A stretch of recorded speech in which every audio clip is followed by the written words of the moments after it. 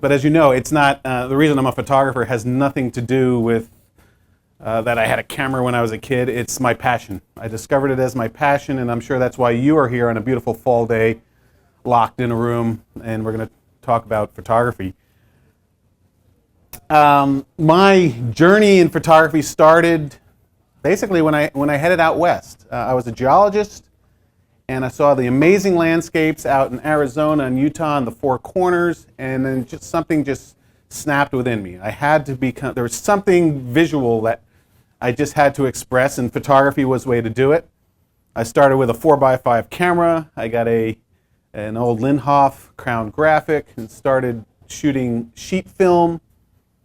It would take me a week to get through 10 sheets because I couldn't afford the film, the processing for it.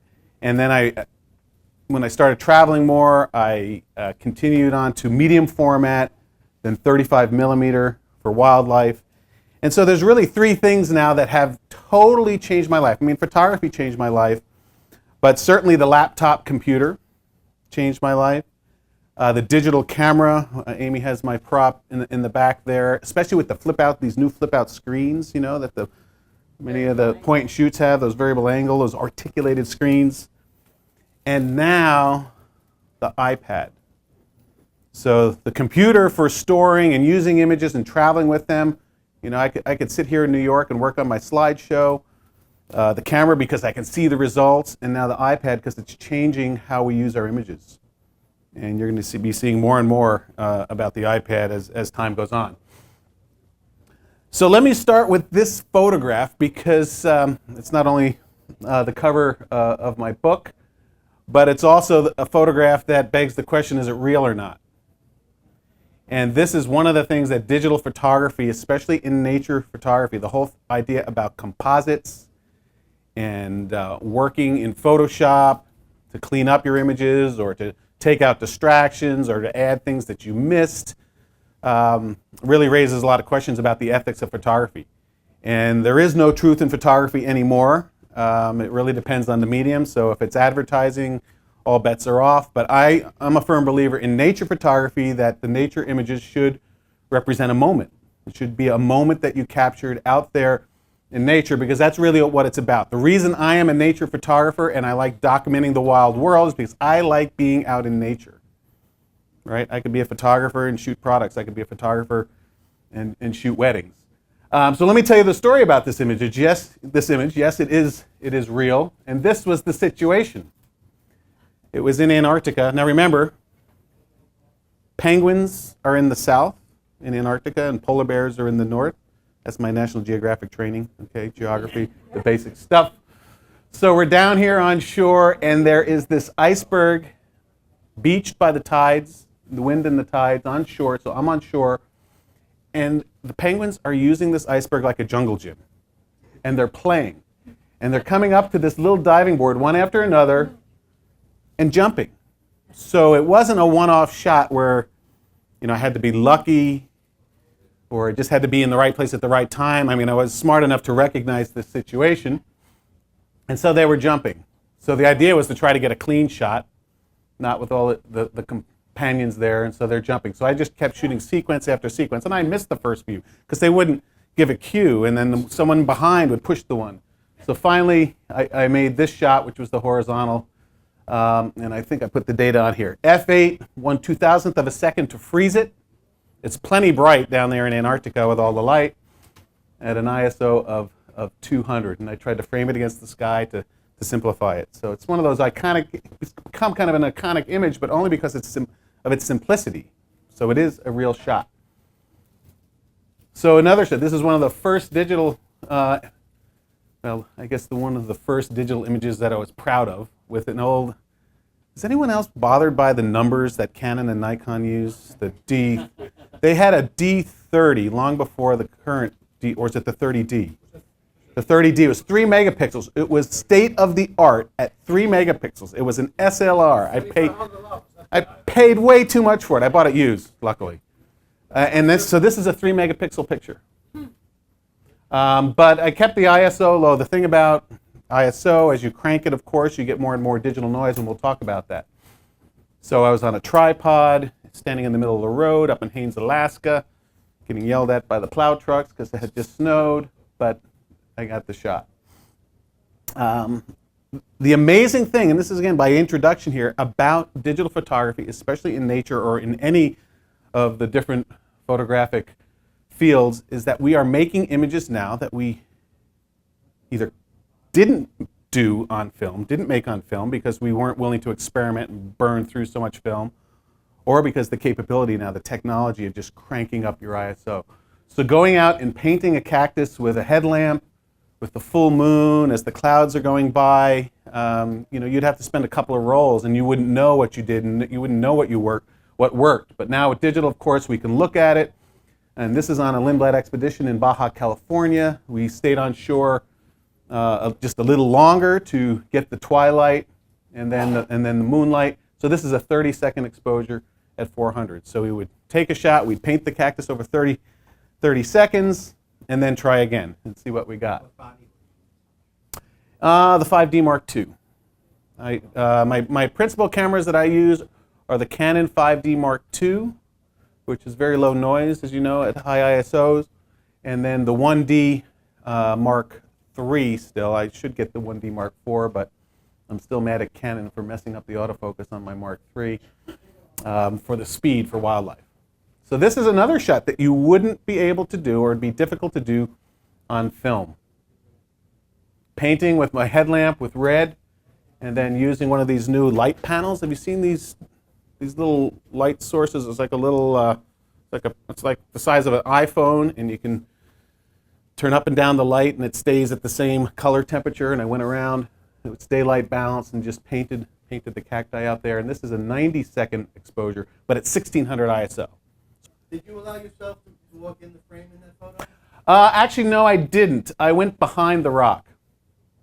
But yeah, I just was able to walk around this rock, and I hid behind there. I was able to stay out of it. A couple of times I did get my hand with the light panel actually out from the rock. So a lot of what I do is brochure photography with Lindblad and National Geographic, always looking for photos and situations that show a sense of place. And we'll talk about this as we get on later in the talk.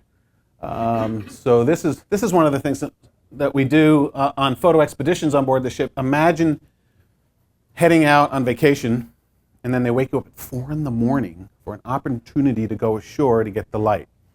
Who in their right mind would do that? Well, photographers do.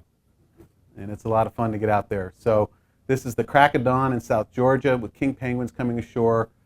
And actually, things are happening too fast out here, so I'm hand-holding this 2.8, 1/25th of a second at 200 ISO. I mean, I'm looking at this and it's like, oh, geez, why didn't I, go to 400 ISO and use a little more depth of field? Because it's not critically sharp, but the image has been used a lot. And that just shows you things are happening. When things are happening fast sometimes, probably I wasn't ready. I probably just was hit shore, and that's where my camera was set. So that's why preparation is so important. Again, looking for iconic images. Here's the National Geographic Endeavour in Antarctica framed through an arch. Now, this type of shot, this is where, being the photographer on board, you get extra privileges. The guests, of course, are on the ship, dressed well in their red jackets or blue jackets, and then the photographer and the videographer, we go out and we film the ship. But I saw some amazing shots from the ship of this arch of us out in the Zodiac shooting the ship. So it goes both ways. F8 at 2,000th of a second. And then this shows you about the digital world and advertising. The name of the ship originally was the Caledonian Star, and the first photo, this photo was taken when it was the Caledonian Star. Then it became the Endeavour, and now it's the National Geographic Endeavour. So in this case, I don't have that much of a problem. I mean, if we had put penguins up here, and I don't know, a flying saucer coming in for a landing or something, then I'd be more upset about it. Using any filters? In this case, probably not. Probably not any filters. And then you never know how images are going to be used, and then they even took the name off it for the National Geographic Expeditions catalog. Again, just by way of introduction here, we say, kind of as a cliche now, that photographs, well, to be a photographer, it's more about the making of a photograph instead of just taking of a photograph. That you start with a concept and a vision for how you want the shot to be. So here is the head river guide on a Grand Canyon trip going in to make a shot. And I don't recommend this technique. Coming in with his tripod, getting in the canyon, because there's a little waterfall here, and there's his shot. He's looking through, and he's balancing the camera right on the sandstone wall. So the amazing thing is that the more you practice, it's true, the luckier you get. And that's what I want to emphasize today. It starts out by knowing your gear, being prepared, and then putting what you know into practice. So that's going to be the theme for today. So we'll start getting into the meat of this here, because there are going to be 10 essential topics that we'll talk about. And it starts with preparation and practice. So when we talk about preparation, it starts with being ready. And then we get right into the nuts and bolts of it. We'll talk about white balance, using aperture priority. My name is Ralph, and I am an aperture priority photographer. Now that doesn't mean I won't go to manual for difficult light situations or go to shutter priority when I'm dealing with motion and I either want to have motion blur or stop the motion. Adjusting the ISO. Again, it's something that as you get more and more into digital and you're out there in the real world, you're going to do all the time. It's one of the 3 pillars of exposure: f-stop, ISO, shutter speed. How you adjust things. And you've got to master exposure. The whole thing about you can fix it later in Photoshop. If you want to spend your life at the computer, you can continue to think that way, but the way I like to teach is take the best photo possible in the moment, and then you can tweak it later. Then we'll get into practice. How we actually go about doing things and doing it over and over in the field. Steadying the camera. How do you hold the camera? Using a tripod, a monopod. Just some of the basics. Thinking about light, the different types of light. Photography literally is, the root of it is painting with light. So it's all about light. Find the light. There's that old saying, find the light and shoot what's in it. Really coming to know and think about composition. How do you compose things in the frame? The power of moment. Light, composition, moment. That's kind of the mantra that you should have. Looking what the light's doing. How are you composing it? And then waiting for that decisive moment, to use a famous saying. And then a way of putting what you know into practice, adopting a project. Whatever that might be. It could be your dog, it could be your grandchildren, it could be your children, it could be the park around the corner, rooftop gardens, the Highline Trail, whatever. Has anyone been up there? That's really cool. I was there for the first time the other day, my friend Ira Block. All right, so let's get into preparation. Something you do to get ready for an event or an undertaking. I've been spending the last couple of days preparing for this talk, so I hope I'm prepared. And the reason I wanted to prepare for this talk is I wanted to be ready to hopefully give you an interesting talk and teach you some things that you don't know or just review. Hopefully a lot of this will be review for you. So being ready. This could be a picture outside of B&H, but this is actually the guests from the National Geographic Seabird. We were traveling south in Alaska this fall, and people were shooting so many more photos than they ever expected to. They were running out of memory cards, and we didn't have our stock of memory cards prepared for these folks. And here we are in Juneau, Alaska, with 20 people from the ship at the camera store because they weren't prepared. So the idea here is be prepared before you leave home. And of course, all you guys have B&H right here. I don't know if you have an addictive personality. This place is it's a bad place to be. So being ready, know your camera, get organized, and do your homework. All obvious stuff. I fell in love with this young girl up in the Arctic. She was one of our guests. She knew how to use a camera. and she could have known more about her camera, but it doesn't matter which camera. And this is where, you know, it's one of those things. It's like if you're a painter, I mean, I'm sure it matters which style paintbrushes you have, but it's how you use the paintbrushes. So how do you use the camera? Do you know about it? A lot of great images now are being made on point and shoot, or what we've effectively called, some of my colleagues call the aim and create cameras. They're very sophisticated now. They don't cost as much as the big ones. They're small and lightweight. A lot of them have these super zooms, so you're only dealing with one lens. The flip-out LCD screens, the articulated screens are wonderful. The biggest disadvantage is the shutter delay, that shutter lag, which is, if you're doing sports or wildlife photography, it is a big disadvantage, but it's getting better. And then the digital noise, the noise as you crank up the ISO. But again, if you understand the limitations of these cameras, and I carry one all the time now. That's all I've been carrying around New York the last few days. You can make great images just with your point and shoot. What point and shoot do you use? I have the G11, the Canon G11 right now. I understand there's a G12 coming out, so I can't keep up. But the step up from the G10 to the G11 was that articulated screen. The big glass, the SLRs. You don't have to go this route, but if you did, you need to know that it does cost money and you have to carry the darn things. But you do get a little more lens choices. You get more millimeters, and you go longer for your wildlife photography.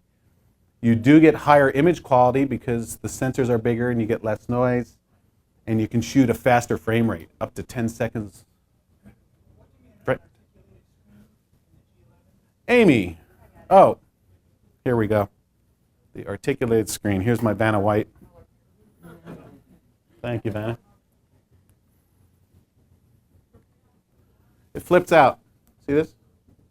In some of the SLRs now, I know Nikon has one that has this, and Canon, the D60, has one now. And this is great because you can shoot down low with it. You can go like this. And that kind of thing. All right?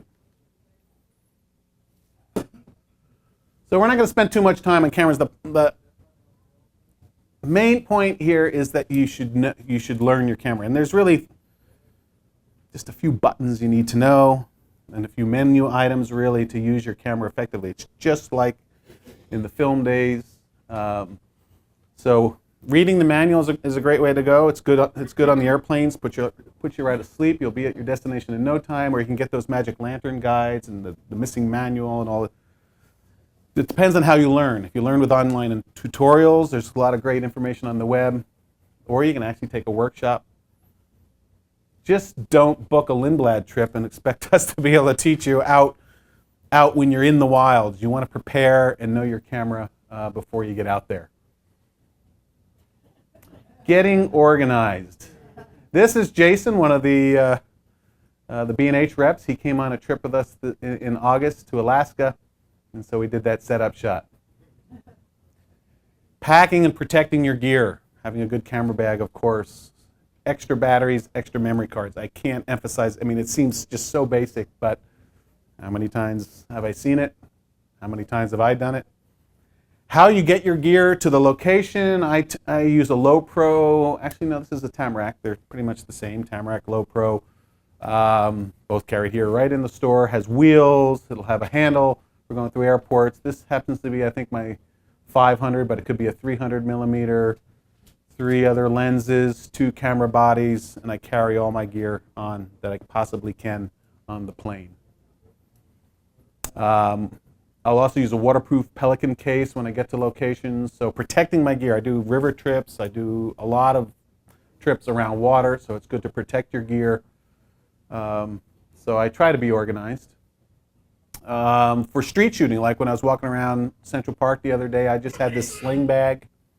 Couple camera bodies, different wide-angle lenses, maybe my 70 to 200. So it really depends on what your intent is for that assignment, that trip, as to how you pack and protect your gear. Something easily overlooked are ways to protect your cameras in the elements. And of course, we're talking about capturing images in the wild. and you can make amazing images in bad weather conditions. You shouldn't let weather be, there's not bad weather, there's just bad clothing, is the saying we like to use. So whether you go with a homemade, or I don't even know if this is a homemade, looks like a ski gaiter for cross-country skiing that's been adapted for a lens, or what's very useful now are these, I think there's 2 for $7.95, these basically a glorified Ziploc now with a drawstring that you can, you know, when it wears out, you just get a new one. So don't let weather hold you back, and don't kill your camera in the weather. Splashes from salt water, rain will be certain death on your digital cameras with all the electronics. Homework. I mean, if you're going to Denali, what time of year should you go? What are the photo spots? You know, what are the logistics of getting there? You want to do your homework before you leave home. Of course, that's why we call it homework. Here I was the other morning in my hotel doing my homework. I was pulling images for this slideshow. So we use the computer. I mean, I rely on Google and other ways to search the internet to find out everything I can about a destination, maybe even research some of the photos that have already been taken so I can take the next step beyond in my shooting. So I'll use Google, I'll use guidebooks, and I'll talk to people. You know, who's gone to Antarctica? What ship did they go on? How did they pack? And there's just so much on the web. So I had to show Google Earth because it's one of my favorite. If you haven't seen Google Earth yet on the iPad, just wait. It's so gorgeous. We could zero in right on the roof of this store. So here, you know, I'm looking at Antarctica here. I zoomed in on it. Here's the Antarctic Peninsula, the southern tip of South America. It's South Georgia. So when we do the 3-week trips in Antarctica, we leave from southern South America. We might go up to the Falklands, down to South Georgia, and then on to the peninsula. Geotag? Do I geotag? No, but I want to. And in fact, I have 3 different satellite tracking or GPS devices. Geotagging is where you can input the coordinates into your picture so that you can put them on maps, and I'm very interested in that now because I see the application for doing that. Unfortunately, Canon doesn't have it built in. Nikon has it built in. Don't get me started. You just did. All right, so I think we beat that one to death. Be prepared. Setting the white balance. The reason I'm going to start with this is because I'm a color photographer. I do make conversions to black and white, but I start out by shooting color, and I want to capture the most information from my camera that I can, the most color information. That's what I want to do. So there's this thing called, when we talk about image color, there's this thing called color space that you just set once in your camera and then forget about it. And then there's the white balance. And again, this should probably be reviewed for most of you, but I just wanted to start with the basics. So capturing more of the spectrum of the rainbow, how do we do that? Then this is what the gurus, this is what the techies tell us. You shoot in Adobe RGB.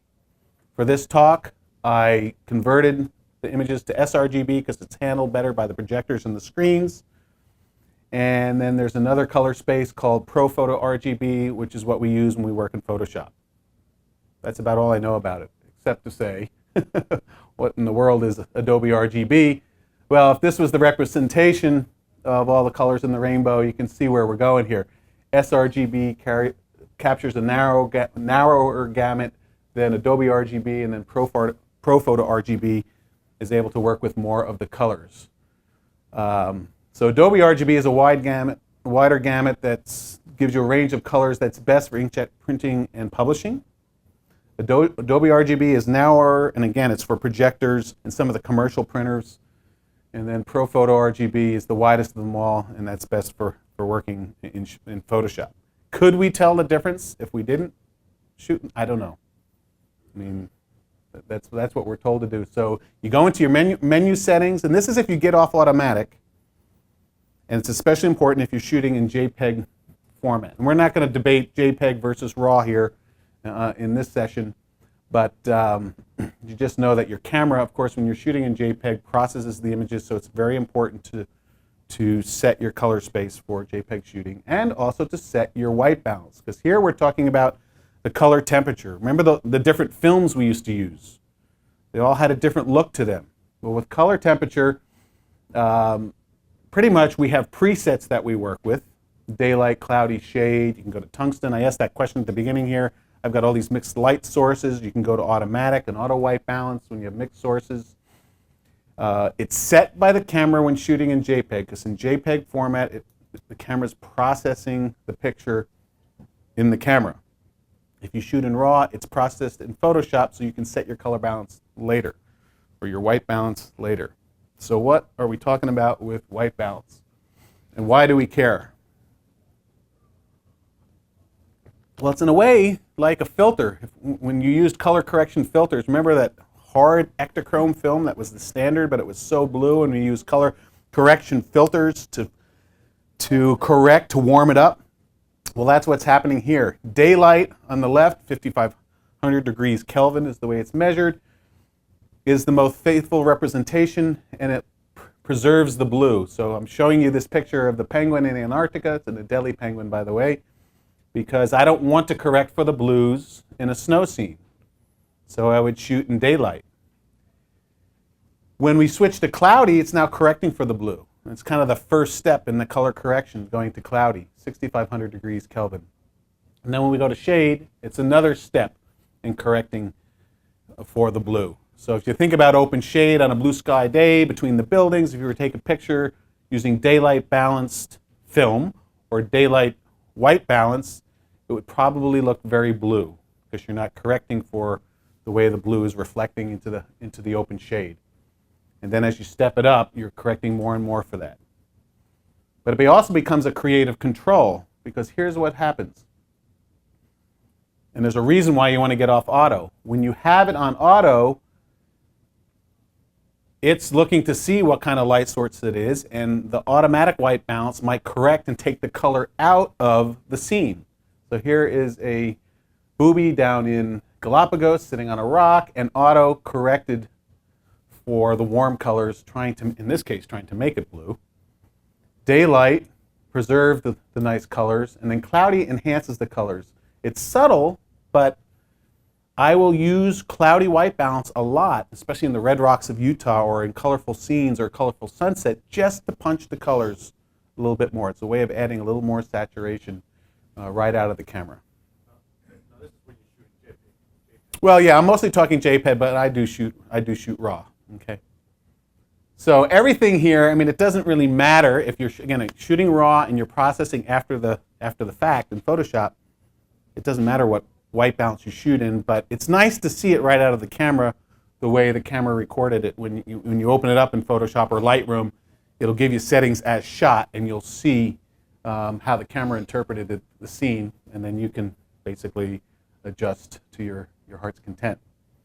So what white balance did I use here?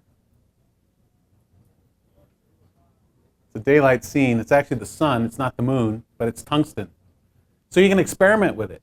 And if I had students, I say, experiment. Don't be afraid of the dials. Experiment.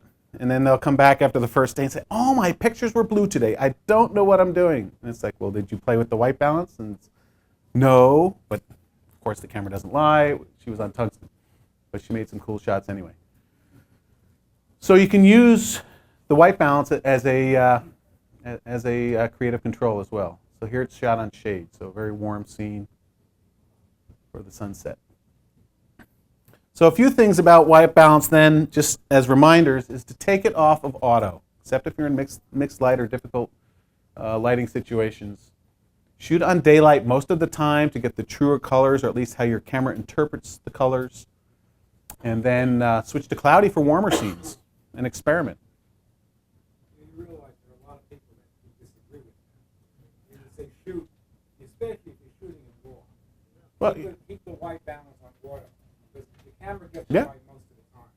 Yeah, I mean that's fine, but I started out as a landscape photographer using warming filters because I wanted everything to be nice, look like Velvia. So yeah, I mean if you're shooting RAW, it doesn't matter. How many people in this room are shooting RAW? Oh, so you're pretty far along. Well, great. Yeah, I mean there's no wrong. As far as the steps to how you go for the end product, it's really what works for you, because there's we could take a poll in here and we'd probably find 10 different ways to do the same thing. So yeah, I have no problem if you disagree. Any other questions? All right. So going from using aperture priority, I said that I'm an aperture priority shooter. So what does that mean? We're talking about shooting modes, and we get very quickly into what the dials on our cameras mean. And again, this should mostly be review, but there's certain things that when in the heat of the moment, sometimes you may want to use what we call the auto modes. If you're still stuck on shooting in auto, this is where it's the first step of getting you off that crutch, and that is to go to these icons, these auto icons from sports, portrait, low light, landscape, and close up, to where the camera now is making an interpretation. What would the sports mode do? Give you a faster shutter speed. Portrait, probably a shallower depth of field, maybe give you a more true color balance, not as saturated. Landscape, give you more depth of field. Close up, allow the camera to focus closely, give you also shallow depth of field maybe. So you guys are pretty far along, and how the menus look depends on the type of camera. You may not have a dial, but you have to go into the menu settings for that. But here's where the real creativity, where you learn how to control your camera. This is where the rubber meets the road, and that is working with manual, shutter priority, and aperture priority. And I'll leave program alone. I mean, these are program modes in a sense, or automatic modes. And why is that? We'll talk about it. Now let's just talk what manual does. Of course, you know that you set both the f-stop and the shutter speed. And where you put those depends on how the light, remember the light meter? I've gotten so lazy in this exposure compensation era that we use with the plus minus that we forget about, that we used to take light meter readings for everything, right? Remember that? So when you have difficult lighting situations, for example, I would go to manual, where I really have a dark background, and my camera's exposure compensation with a Canon only goes down to -2, and I wouldn't be able to underexpose enough as the camera would read on a matrix or evaluative metering situation to underexpose enough just to have the glow coming through the beaks here. So I would probably go to manual in this case, maybe spot meter in here somewhere, and set my exposure that way. Yes? Yes, I do not. I don't even know where my light meter is anymore. It's in my bag with my 4x5. Another situation where you have a really bright background, and I'm shooting up. It is overcast, kind of bright overcast light, and filtered by the trees a little bit on this giant tortoise in Galapagos. But I'm going to be happy blowing out the sky in this case, so I might meter on something I think is a neutral tone, set my camera on manual, and shoot away with confidence in that situation. Shutter priority. Of course, you're going to set the shutter speed, and then the camera's going to set the aperture. Now, I use this when I know I want to, say, freeze the action, and I'm going to shoot at 5,000th of a second to stop this bird mid-flight. What do I need to know to use shutter priority? It requires you to know something. Well, yeah, it requires you to know how the f-stop for that light situation, for the ambient light, because you can say, if I walked out on the street at night and said, I want to stop these taxi cabs at 5,000th of a second, there's not enough light to do that. And then going the other way, or I can play with my ISO. Obviously now I can go to 125,000, but let's just keep the ISO out of it for a second. Going the other way, if I want to slow it down and say, I'm really good photographing these horses coming by me at a 15th of a second, but if it's the middle of the day and the light isn't dim enough and I don't have a neutral density filter, so you have to know something about the light situation to use the shutter priority. So here, freezing the droplets on the killer whales in British Columbia. So 500th of a second here. F5.6. Here we have sandhill cranes showing motion blur. 20th of a second. And again, this is where digital, you can be shooting. And especially when you have repetitive behavior where they're taking off and they're coming by, you can get dialed in and say, You know, a 60th of a second is not slow enough. A 10th of a second is too slow. A 20th is just about right to ghost the wings a little bit and get this creative look. Stopping a hummingbird, you know. You're never going to stop its wings without bright flashes, of course, so I'm just trying to get the eye sharp. In this case, it was a 60th of a second. Or, you know, doing the, got to remember I live in Santa Fe, you know, so doing the real impressionistic thing, you know, you might experiment with the different shutter speeds. Here's the 1/8 of a second, f11. But this is how I think. I think in terms of aperture priority because my number one creative, the way I look at photos, the number one thing I'm thinking about is depth of field. How do I want it to look? Do I want a soft background behind my subject, whether it's an animal or a person? So go with a shallow depth of field, or do I want a deep depth of field, like for a landscape, and have the cactus and the mountains in the background all sharp? That is a creative choice. And so that's why I think in terms of depth of field first, and then I let the camera set the shutter speed, all right? And the camera will do that on it. It's an automatic thing, but we have to fool the camera because of the way the camera sees the world. And when you're in aperture priority, if I just change the f-stop from f8 to f11, have I changed the exposure? No, because the camera's just going to adjust the shutter speed to match. You'll always be shooting at the same exposure if the camera's not, you know, if it's the same composition. So I'm thinking in terms of shallow depth of field for portraits, animal portraits, to simplify the background so the animal jumps out, and a deeper depth of field, f22, for looking at scenes where I want more depth of field. And of course, there's a range all in between there of f-stops. So pretty basic stuff, but you'd be amazed how people get confused, especially in the moment. They've done all the classes, they've done all their practice, and then here they're on land and that polar bear is coming right at them. They forget everything. Well, we usually not on land when the polar bear is coming at us. So when it's wide open, you get the shallow depth of field, and when you stop down toward f22, that's when you're going deeper and deeper. Effective focus, effective sharpness through the frame. So a shallow depth of field, the plane of focus on this vertebrae here is somewhere, you know, about the third vertebra here at 2.8. And this is very effective in situations where you have confusing backgrounds, or even when you have grand scenics like this, your eye tends to go to what is sharpest in the frame, goes to the iguanas there on the rocks, and then it starts dancing around into the distance.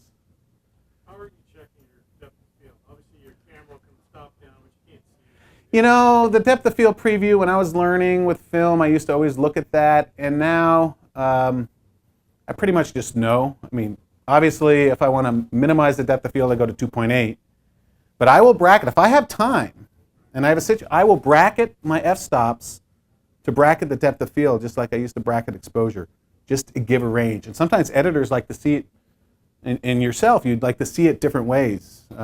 So I'll shoot it every which way in that case. But you get, in a workshop exercise is to give students, you go out and take one scene and you rack through with from 2.8 to f22, and then you look at it back on the computer and you really see how your f-stop controls your depth of field. So that's something good to try if you haven't done that.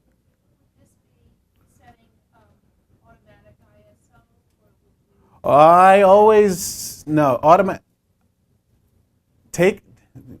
my answer for everything is take it off of auto, pretty much. Set your ISO manually. You want to be in control of that, okay? Because otherwise your f-stops are going to, and shutter speeds will be all over the place, right? Yeah, there's too many variables. And you want to be in control. So here's an example of f22. I have a quick question. Yes? When you say bracket, you wouldn't be able to, for the previous picture, if you bracket that at 2.8, you pretty much freeze the water in a sense. But at f22, wouldn't you get a blur of the water? So you wouldn't get the same picture from the whole range. Well, it's pretty bright out. And then again, it comes back to the ISO question. You know, when I do go to f22, am I still at 250th of a second? Those waves are pretty far away. So probably wouldn't blur from motion that much in this situation. But you're right, in other situations it would. So it would give you a different look, even from that point of view. Now, why would not what do you think? Why do you shoot an aperture priority versus manual? Because things are happening quickly, and it's especially let's say you're doing landscape photography. Yeah. Nothing. Well, and in landscape, I could be in manual. It's the same buttons, just done in a different order. When you really get down to it, it's the same thing. So it depends on how you think. But it's very fast for me. You just come in, aperture priority. All right, deep depth of field. I'm going to go f22. Okay, now where's my exposure? Is there a lot of shade? I'm going to go minus. Is there a lot of hot spots? I might go plus. And I'm there. But some of my best friends shoot manual all the time, and they're very happy with it. It really helps in situations where things are happening quickly, and light might be changing. And so if I know I want to overexpose a polar bear by a stop or a stop and a half, wherever I point my camera, it'll always be a stop and a half overexposed. All right, so there's the deep depth of field example for aperture priority.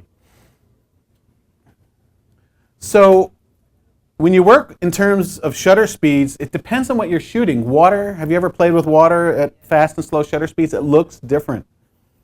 You can see the droplets obviously at a faster shutter speed, and then it starts getting silky, but you see kind of hot spot streaks, and then you get slower and slower. It goes to like cotton. So it'll look different at different shutter speeds, so you got to play with it.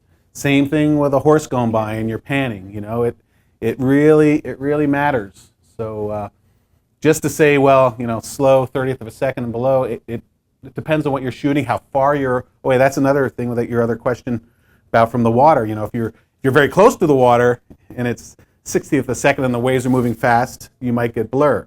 If you're further away, it's not moving as much through your frame. And then, of course, you get down into time exposures at night. So fast shutter speed, freezing the action, and then playing around. And this is that water example. And I shot this shot over and over, waiting for the perfect wave. You know, I had pre-visualized what I wanted here, and then these crazy satellite foot crabs, sometimes they'll hold still, sometimes they'll move. And so that's a 2-second exposure. And then, of course, the time exposures where you start just, and there's something magical that happens when you let the sensor cook.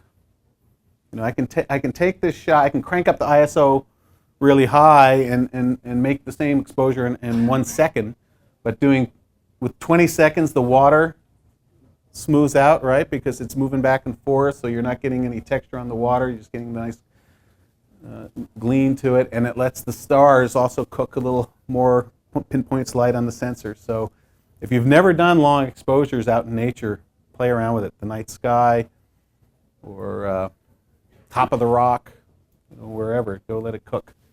I was wondering if you backpack with a tripod, and if you do, if you would comment on considerations of weight versus What made you think of that?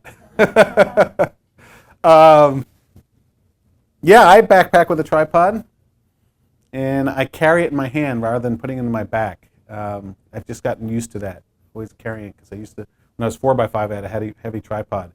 You want it light enough but sturdy. So one of the small, what do I have now that I use? It's a smaller Gitzo, the Mountaineer, or something like that. Yeah, there's so many different names. And Hockey Ball makes another nice little one. So carbon fiber, smaller ball head. Yeah. Do you backpack? Obviously. yeah, around the city mostly. Oh. But I still like to carry a tripod. Yeah. So and we'll talk about tripods, because tripods, you want one that's heavy enough, well, that's sturdy enough to hold things, but not too heavy, so you always leave it behind. And we'll go into some detail on tripods. Sorry, I had a quick question. Yeah.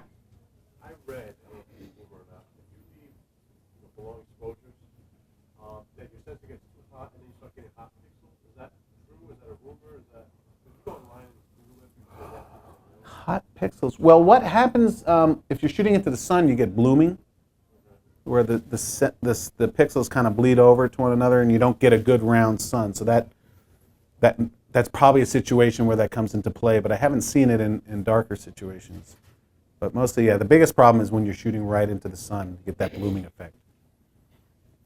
All right, so this just a good review again. Aperture, shutter priority, get it off manual, or use the program icons. ISO, this other pillar of dealing with your exposure. Define it. If you have International Standards Organization, it's equivalent to film speed, and thank God that the digital gods kept the equivalency the same and didn't make it 1 through 10 or change the game on us as things happen, like with software applications where what you used to use every day is on the left and now it's on the right. It just drives me crazy. And here you're controlling the sensitivity of light, okay, with the sensor. You're amplifying it or knocking it down. So it's all about how the light's hitting the sensor, and there's a lot of technical sides to this, but fundamentally it's the same. Higher ISO, you can use faster shutter speeds for a given f-stop. But the thing to keep in mind is that as you crank up the ISO, especially on your smaller sensor cameras, because all sensors, and we're going to talk about this, are not created equally, you get more digital noise. But I just want to remind you that when you're going for something, when you're going for sharpness, crank up the ISO until you can make it sharp. Because if you're going for sharpness and you shoot a blurry photo, what are you going to do with it? You're going to delete it, right? But if you crank it up and freeze the moment in the way you wanted it, there are ways, and this is where I contradict myself, there are that you want to make the best picture in the moment, but noise is something that you can work with. You can work with it after the fact, or you can use the noise to be creative. We used to like grain, remember, in black and white? We loved grain. So get a sharp picture if that's what you're going for. So don't get hung up on this noise thing, all right? So here's what we're talking about with sensors. The reason full frame sensors, why we go to full frame, other than the fact that your 35 millimeter wide angle lenses are indeed wide angle, and there's not a cropping factor, is that the sensor sites are bigger, so you're getting higher quality images. It's capturing the light in a more effective fashion because those sensor sizes are. Pixels are a marketing thing. Pixels vary in how big they are, how many you can pack in there. And Canon found that out when they went from the G9 to the G10. They made the G10 and what was that, 15? Does anyone remember? 14? I'm here. 14, 15 megapixels. The G11 is 10 megapixels. When they went to 14 or 15 megapixels, they put more sensor sites on the same size sensor, which increased the noise to where when you put it at 400, it was like you were shooting on 1600. So they dropped the number of pixels when they made the next generation camera. So full frame sensor has lower noise, and so do the newer cameras because of all the electronics and processing internally. So if you've never looked at it, shoot with 1600 and look in your dark areas, you'll see this speckled pattern, your digital noise. But this is where digital cameras have changed my life. Here is a leopard in Zambia, cranked it up to 1600. And so I don't know if that's true. 400th of a second, it seems a little fast, but maybe true because it's just f4. I was using a spotlight. And the noise reduction now I don't use it in camera as much as I use it in my processing in Lightroom and Photoshop is very effective. What lens were you using on that? How far away? Oh, good question. 500 with a 1.4 extender on it. And so we were still pretty close to it. It's probably underneath those beautiful Mac laptops just outside the door under a tree. This was actually a spot. If you've ever been on safari and you go on the night drives, it's one of those. It's a pretty bright spotlight. Yeah. Wow. Yeah. It's just, again, what works for you, and it depends on your uses. A lot of what I shoot goes to National Geographic or Lindblad for catalogs. So I do very minimal noise reduction, and they do the rest. My printer does something else for slideshows. You can crank up sharpness and noise reduction and not tell the difference. All right, so use the lowest ISO for the situation, but don't be afraid to crank it. But what all these basics that we've just reviewing comes down to is mastering exposure, mastering what the light's doing out there, and tweaking your camera. Darn, it doesn't look underexposed enough. But this is an underexposed photo, right out of the camera. How does your camera see light? What does it try to do as far as when it makes a meter reading? It sees it middle of the road. Your camera wants to make everything middle gray, 18% gray, like the old gray card, like the green grass, like the middle blue sky. So this is underexposed. The whites aren't white here. It's gray. So the correct exposure when you have a bright or white scene is always underexposed. That's what the camera thinks is correct. So you have to understand how your camera sees the world to compensate. So this is compensating, and in this case it was a cloudy day. It was +2. I don't know why it is, but when it's bright sunny, I don't compensate as much as when it's a bright cloudy day. Was there a question in the back? I saw a hand. Okay. All right, so I'm purposely overexposing using, in this case, I'm shooting aperture priority, so I'm using my other dial, which we haven't talked about yet.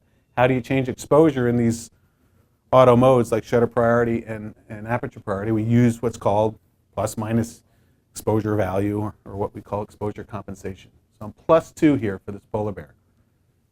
Going the other way, when you have a dark subject, what does the camera try to do when it's shooting something dark? Tries to make it medium gray, so it's bringing it up. So it's overexposing the dark scenes. Again, the monitor seems to correct for this, but it looks a little too hot. So the correct exposure, again, in this case, it should be, yeah, so it's overexposed. It underexposes the bright objects, it overexposes the dark objects. So when you're shooting the dark iguanas on the volcanic rock in Galapagos, we're going to remind you to underexpose, in this case by a stop. All right, and how much you over and underexpose. Have you ever heard of the digital light meter? The histogram. We're building up to that. So here's a typical situation where you have a dark foreground, and what happens to the sky?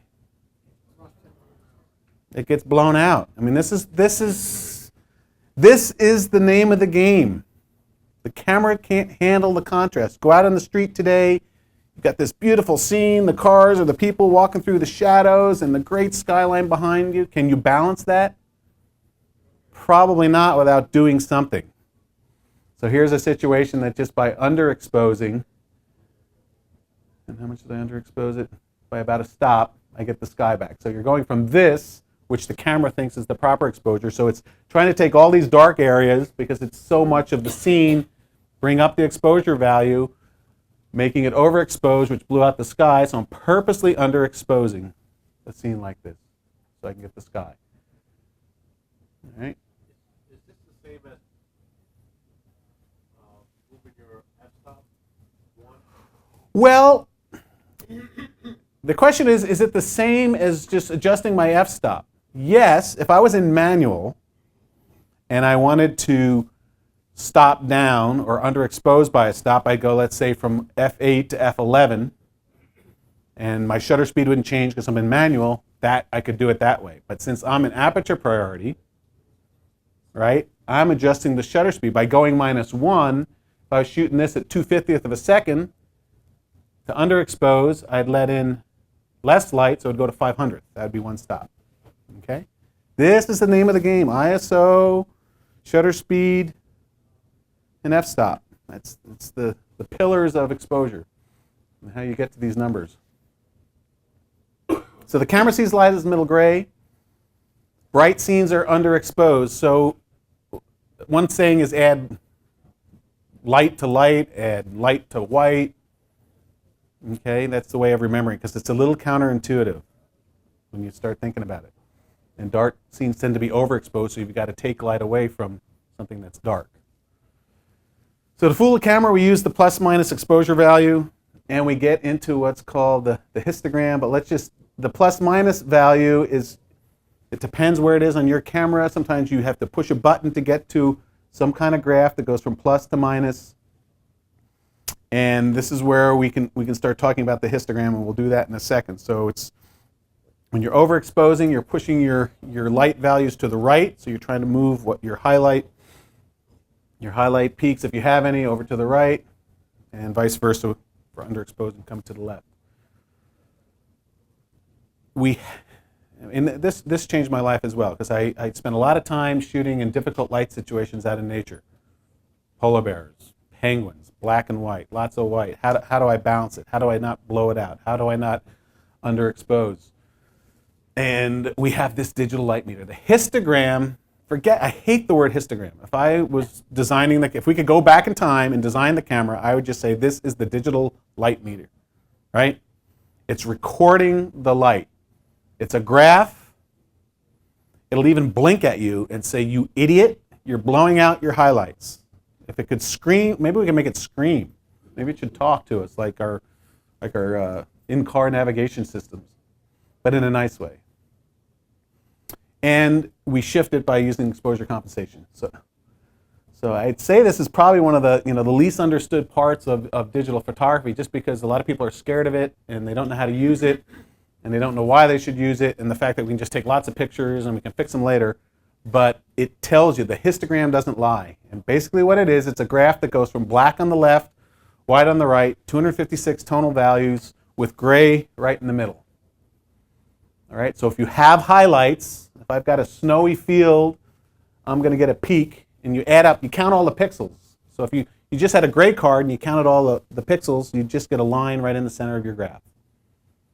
If you had just clouds or just everything was white, it adds up all the pixels, it goes off the graph, it's probably vertically exaggerated so that you can see the changes. So you're looking for these mountains and valleys, and you're looking for the mountain on the right to be your highlights and the mountain on the left to be your shadow. Okay, and we'll start building this so that you understand it. The shape of the histogram doesn't matter. Why? Depends where you point the camera. If I point it at a gray wall, I might just get a spike in the center. If I point it down the street with shadow in the foreground and the buildings and then the bright clouds in the sky, I'm going to get two peaks like I had before there that I showed you just a second ago. It's the position of the peaks that matters, because that's where your exposure lies, right? It's telling you the exposure. And the way you shift it is by changing the exposure, right? So if you're in manual, you stop down, you're going to make it go left. If you open up, you're going to go right. Change the shutter speed to slower, it's going to go right. Faster, it's going to go left. Have I confused you yet? All right, good. That means you don't understand exposure yet, and that's why we're talking about it. So we've got this graph. When it gets overexposed to the right, we say that the highlights are clipped. It's going off the graph, which means what? We're making everything white, right? It's overexposed, and then we get these blinkies. If I could make that blink, if it was live, it would be blinking back saying, I'm overexposing the sky. It's called the highlight warning. All right? So let's keep going. So we point our camera at the gray deck of the ship. And this is the histogram we get. Remember, white was on the right, so there are little reflective parts of the deck here, but for the most part, it's gray. It's in the middle. Camera's telling us that's the right exposure, right in the middle, because it's gray. So now we get a situation like this, a black bird on a white sandy beach. This is an oyster catcher down in Galapagos. It's actually underexposed, because I did it purposely. But the camera might underexpose it as well because of the white sand beach. But -1, I made this white sand look gray. Okay? If I start exposing it, so I open up, or adjust my EV to right on 0, it is kind of a gray sand, and you see how the peak comes over to the right. Okay? If I purposely go +1, it's getting a little hot now. See how the peak comes over to the right. So I'm shifting the peak by changing the exposure. And in this case, I was just using my exposure compensation. It's a button on some cameras. Luckily on Canon, it's a dial. It's the thumb dial. It's the way I have it set up. So I can have my shutter finger, my f-stop on the dial on top, and then exposure compensation right here. So I do everything like that. If everyone knew how easy it is, everyone would be doing photography. This may be a subjective response, but the question is, of these three that you just showed us, which one would you think is the... I know. Which one is the correct exposure? Well, in this case, I know the sand isn't pure white, so it's this one. And the camera actually did a pretty good job right at 0 because there's so much of the frame here is a black bird, so it's already trying to bring it up a little bit. And the sand isn't pure white, so actually the camera in that case did a pretty good job of doing it at 0. And it is subjective. And if you can tweak things afterwards. So as long as you get in the ballpark, you want to be in the ballpark. That's the name of the game, especially when it gets hot and heavy. You want to be in the ballpark. When the action starts happening, throw all this discussion out and just shoot, right? But you want to be prepared so you give yourself the chance at success. So what will the histogram now on this cool guy look like? It's going to be kind of left. There's a lot of dark areas. And I already underexposed it. If I hadn't underexposed it, it's this tail that's so hard to see. You can't tell exposure from your LCD screen, and it's even hard when you're looking at the histogram. You're trying to get in the dark area, but look at the histogram and just see. In this case, there might have been a little highlight somewhere that got blown out. But we know we got to underexpose those dark scenes. So you've got a scene like this is pretty middle of the road. What does it look like? Looks like the Disney castle, doesn't it? So you can see in this picture what we're seeing here. That middle peak here is this peak. And then we've got the kind of rounded, pointed volcano there, and then that dark area over on the left. Has nothing to do with it. The relationship with what's on this graph, it only means that there's a lot of middle gray areas, which is the water and the blue sky and some of the volcanic rocks. And then we start trailing off to darker and darker areas, okay? This crazy Sally Lightfoots. So, since I don't know where my light meter is, I'm sorry someone asked me that question. I do know what closet it's in. I will meter on the scene. That is, I will look at the scene, see what things are going, what my shutter speed is. I've chosen my f-stop. I might, if I have time, shoot a test image. It's like a Polaroid. I'll look at the histogram on the LCD. I'll see how my composition is. I'll adjust my exposure, usually with the exposure compensation, or if I happen to be in manual, I'll do it that way, and then click. And then repeat the process. But pretty much now, and this will, I'm sure many of you are this way, you understand exposure enough to know that you don't need to shoot that test image, or you'll just start shooting and quick check it. There's a way of putting your camera on, what do we call it, info review, or so that it comes up and it stays on for 2 seconds. So I'll click and it'll come up with the histogram right there and I can quick look at it. But use that digital light meter and experiment with it. Just how we were talking about going out and doing a depth of field experiment. Go out and take one scene, don't vary it, put your camera on the tripod and just crank through exposures. Just start on, if you're an aperture priority, start on 0, go +1, +2, go -1, -2, and play around and really learn and understand how the histogram goes back and forth relative to your exposure, where you start getting things blown out. There are situations where you do want to have things blown out. I mean, if you're shooting a portrait of someone against a white sky, it's kind of trendy now to have these white backgrounds. You can let white be blown out. It will show blinkies. The key is getting the exposure of someone's face just right. You can never expose the sun correctly. That'll always be flashing. Any specular highlights where the sun is reflecting at you, you're always going to have the blinkies. So really master exposure, and that'll pay big dividends down the road. Yeah, the spot meter, as you know, when you change it, most of the time I'm in matrix or evaluative metering. Evaluative for Canon, matrix for Nikon. So it's averaging. And these meters are pretty darn effective. And so I kind of know -1/3, -2/3. I'm on if I were to just walk outside right now, I'd probably be -2/3, f8, and whatever, 200 ISO. That's the way I'd walk out.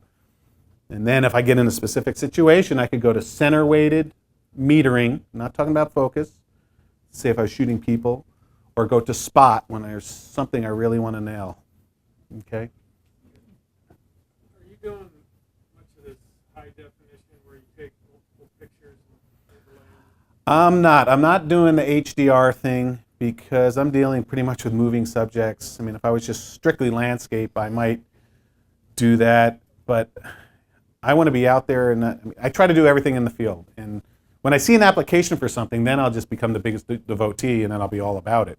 But right now, I'm just out in nature shooting, and if I need to do multiples, I can process, and I've done this a couple of times where I wanted to save something or make it better, where I can, since I shoot raw, I can process it at three different exposures and then put them together. But HDRs, it takes multiple frames, and the new iPhone's going to have HDR, by the way. Pretty amazing. Yeah, it's amazing what's happening now. Yes. A lot of times, like my wife is a pretty serious birder, so a lot of times I'm going out with her and taking pictures, and a lot of the birds we deal with are small, fast-moving birds that are in the trees and moving around. In terms of metering, what metering would you recommend versus evaluative or spot metering? For shooting birds, and it depends on the birds, but That kind of yeah, you're probably going to be one a spot meter. If you would be on spot meter more for shooting birds, and I mean that's a great combination. Having a bird, my wife's a birder. Having a birding wife and a photographer, because you're both patient and out in nature. And that's good. Yes. comment on spot metering in camera Comment on spot metering? Yeah, spot metering that you in camera. Yeah, that's what. Yeah, I mean that's what we're talking about. Spot meter is just going to have, and I think it depends on the camera. It's like 3 degrees maybe, just a very small spot, and you're reading the light there. And for difficult lighting situations, or when you're concerned about that bird out in the forest and it's very difficult light, you use that spot meter for that situation.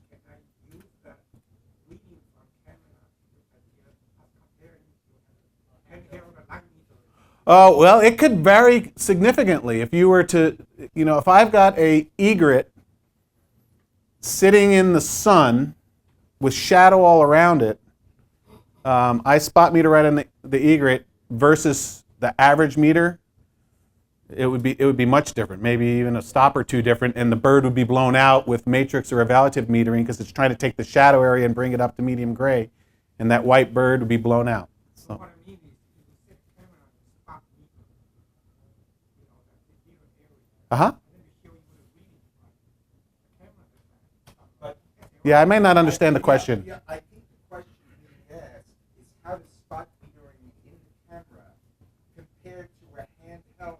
Oh, it should be the same. Metering's metering. Yeah, as long as they're calibrated the same. Sorry, I didn't understand. Yeah, a meter reading's a meter reading. Yeah, yeah, thank you. Okay, so the point here is to remember that just by looking at your screen, and we all do this, we take a picture, we look at that beautiful LCD screen, you're outside, it's reflective, it could be bright out, it's hard to see. You can adjust the brightness of your LCD screen, right? You can't judge the exposure. And in fact, if it looks really good on your screen, you're underexposed. You're underexposed. And you're going to be going into Photoshop, Lightroom, and probably putting up maybe a stop. Okay? And I've done that where, I'm totally seduced by the screen. I know about the histogram. Don't tell me about that. And so check your digital light meter. I should put a big, I'll add that for my next talk. Put a big red line through it. Digital light meter. All right. Practice. Learning by repetition, and that's the way. I think that's the way most of us learn. And there was a book recently that people are referring to a lot about what it takes, the time it takes to master something, and they came up with 10,000 hours. And if you average that and what you could really spend per day, it's 10 years. It takes you 10 years, whether you want to be Tiger Woods at golf, or bad example, Brett Favre at quarterback. No, another bad example. 10 years. 10 years is what it takes to master something. So we get that a lot in our seminars. People come out, I want to do what you want to do. How do I become a professional photographer? How long have you been doing it? And if you're on 20 years, you probably haven't been doing it full time. But the thing is to discover the passion. And when you have that passion, you're going to be going out on weekends and you're going to be shooting whatever it is, whatever you're passionate about. Figure out what you're passionate about and then pursue it until you master it. If that's where you want to get to. I mean, some people are happy playing bogey golf. I would be happy playing bogey golf. All right. So we're going to get to one of the things about putting it into practice, and this is something that's overlooked, is how you hold the camera. So the art of hand-holding, just real briefly. How often, and I do it now. It's just these cameras are great, you know? I can take a picture. I can just do this. Well, depending on, let's see, it's f2.8. I don't even know where my shutter speed is on this. But it's probably too slow. But if I hold my camera now with two hands, if I click to the next one, actually use two hands, obviously going to be steadier. All right? And then you see the way this young man's doing it. His elbows are out. I mean, he's got it where he's supporting the camera underneath with his left hand, but his elbows are kind of out. That's not a very stable way. The best way is like this gentleman here. Elbows in, and now I can look at this. I can support my camera like this. So like even if you were panning, if I was panning, look how steady this is. And with image stabilization now in these cameras, you can shoot pretty slow just by taking this posture. One foot in front of another. You know, now I'm inside. They don't let me use a tripod. I can lean against the wall. I was doing this the other day, shooting the Apple store by Fifth Avenue. I'm not that hung up on Apple. Well, yes, I am. You know, so I was jamming it up against light posts, shooting time exposures with the cars going by with the Apple store on Fifth Avenue. So how you hold the camera, that's part of putting things into practice, and think about it next time you're out. Would that be the same if you were using an SLR with a telephoto lens? Okay. Yeah, that's what he's got there, you know? Same deal. And you can even do things like this. I've done this where you're just getting tired of holding it like this. You can even brace yourself like this and go like, you know. And a lot of times when you're shooting slow shutter speeds, the second one seems to be you go click, click, click. I will use continuous, go click, click, click. The first one I kind of flinch. The second one I'm steadier, and then the third one I'm kind of already letting go. Click, click, click, click, click, click. Okay.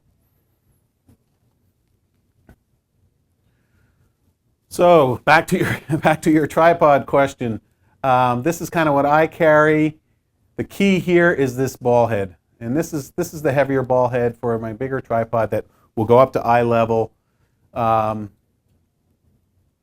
don't know about you, but you know I do love my tripod now. But I've had love-hate relationships with tripods because it's such a pain putting things on the tripod, and these quick release plates with an actual lever. It's a really right stuff ball head, and I know a lot of them are making it, rather than the ones you just screw, right? Screw in and out is the best way to go.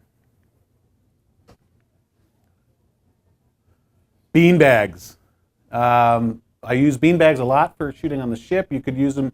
Is there a tripod? Someone's told me there's a tripod law in New York.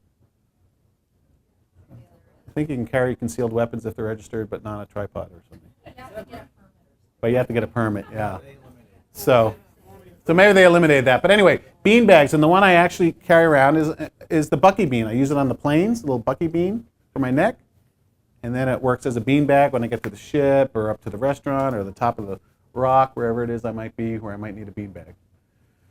Monopods are great just because if you're waiting on something, steadying the camera is one thing, using it as a walking stick is another, but just the fact that you're waiting, you're on the bow of the ship, watching polar bears or whatever, or even you're waiting for birds, you know, and there's even enough light to shoot the birds, but you just get tired, and if you're waiting for something to happen,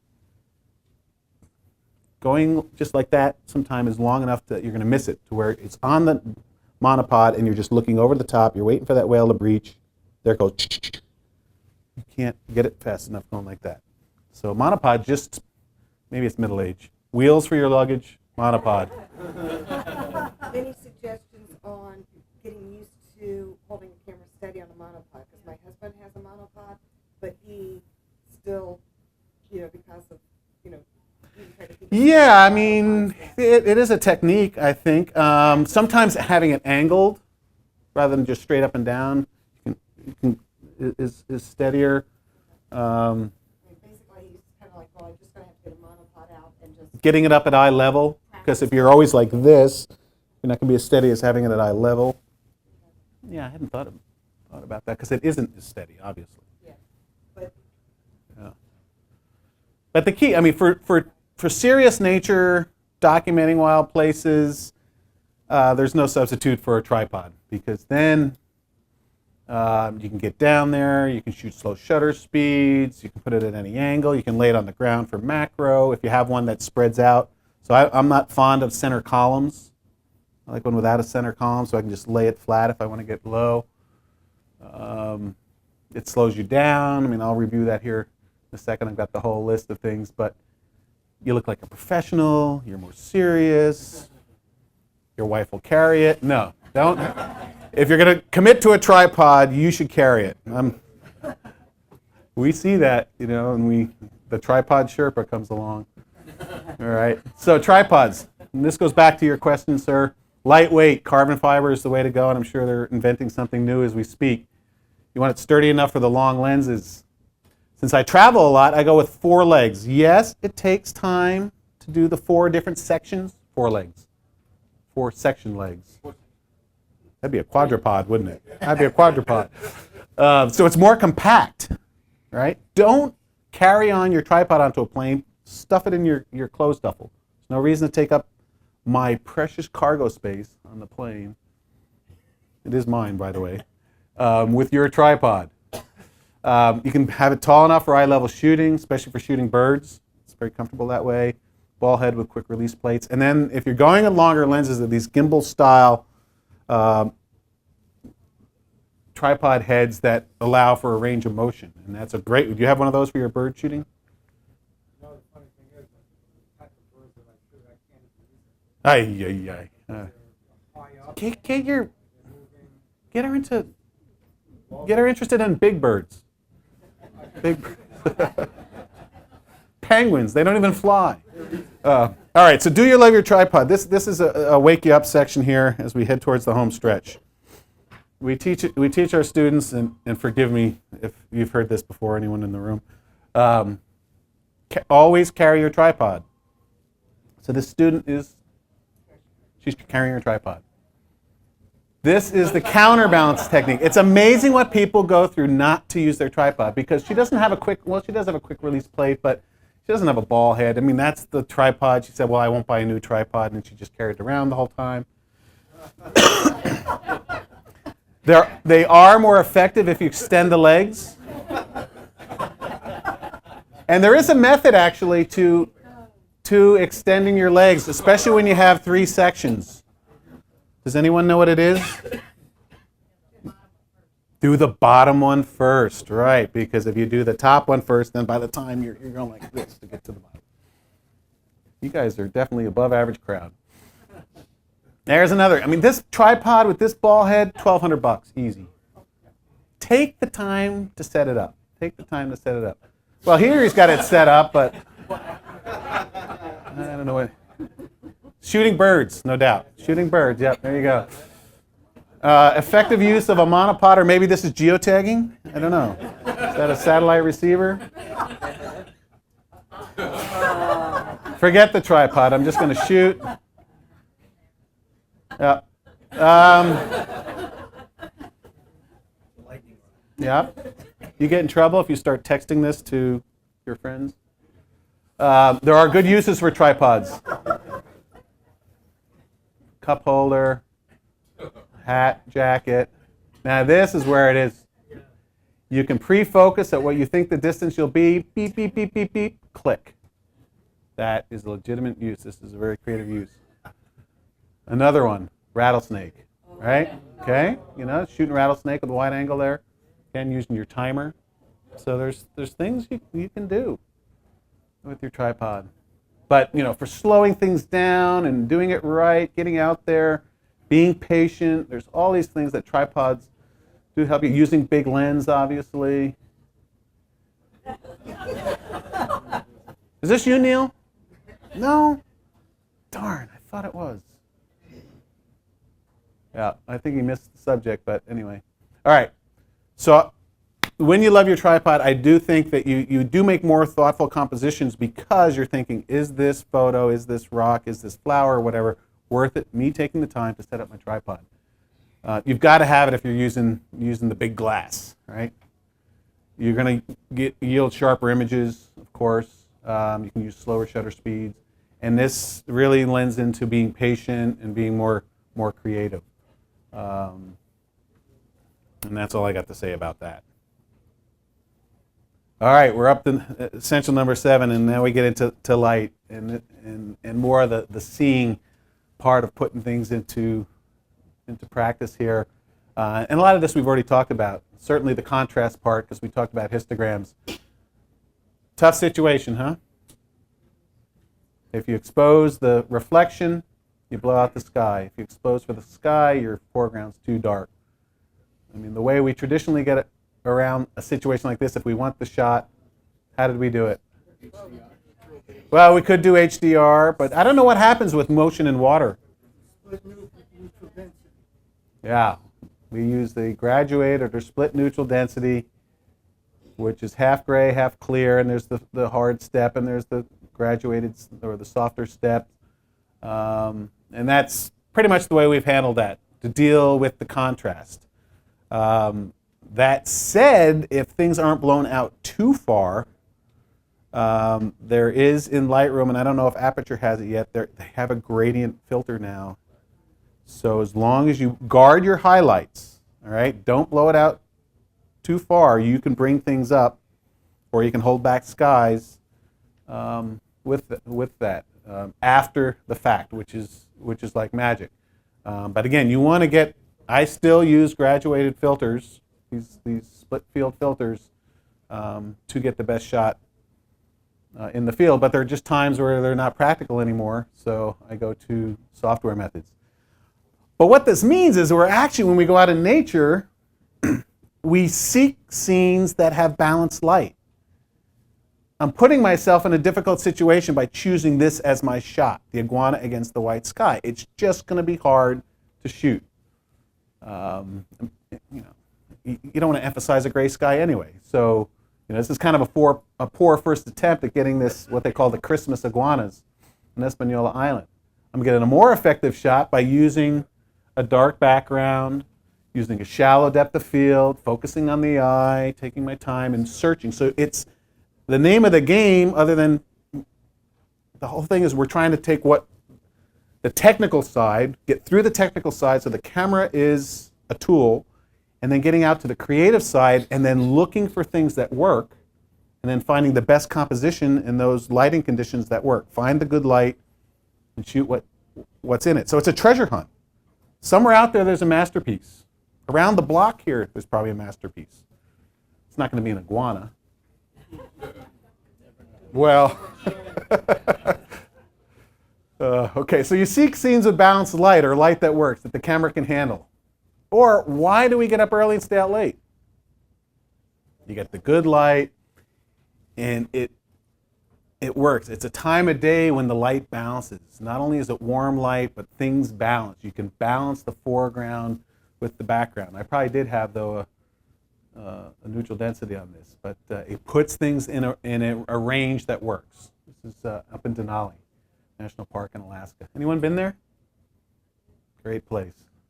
And I was there on a good day, On a good day, which was extraordinary. took me 3 times to get there on a good day. Really, because they said Yeah, that the day I was there Yeah. was like maybe less than 10 days yeah, here. yeah. I hate you. I really hate you. I hate you. Get that man's name. Yeah, you should come on all our trips. All right, so dealing with contrast, I mean, the filters or software to a point. Look for the scenes with the balanced light and get up early, stay out late. And I'm more of a sunset photographer than sunrise, I must say. But If I'm in the spot where it is sunrise is the best shot, I'll be up with you. You should always use a holder. That's what we teach you. Because you could jiggle your camera.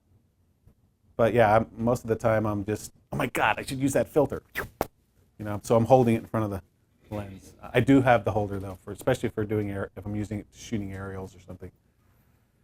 I hate that question. Yeah, we do as we say, not as we do, right?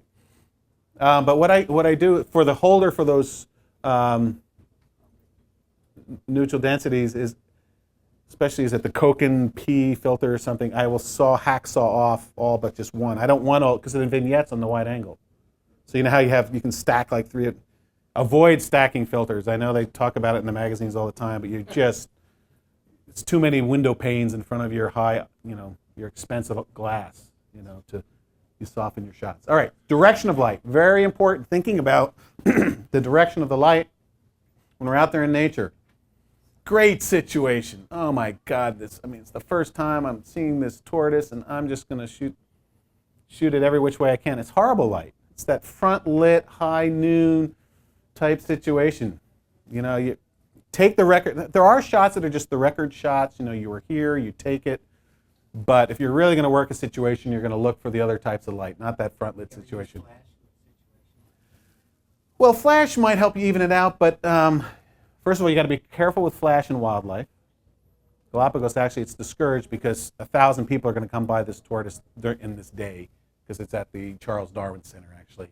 But yeah, you can open things up with flash, especially with people, and make bad light acceptable light with flash to fill in the highlights. But for the wild side of things, you want to try to seek out the better light and understand what the light is.